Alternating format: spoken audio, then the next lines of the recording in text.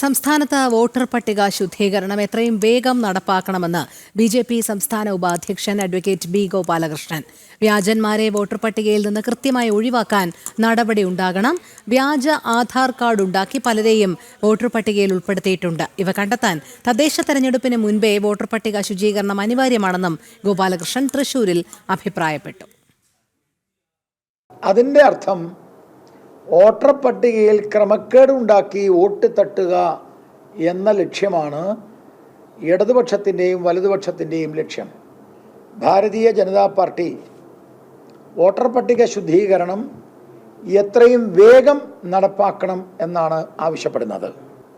കേരളത്തിലെ LDF ഭരണകൂടം LDFന് എതിരായി പിണറായി വിജയൻ്റെ 10 വർഷത്തിലെ ദുർഭരണത്തിനെതിരായി ചിന്തിക്കുന്നവരെ പോലും വോട്ടർ പട്ടികയിൽ നിന്ന് ഒഴിവാക്കുന്ന സമീപനം സ്വീകരിച്ചുകൊണ്ടിരിക്കുകയാണ്.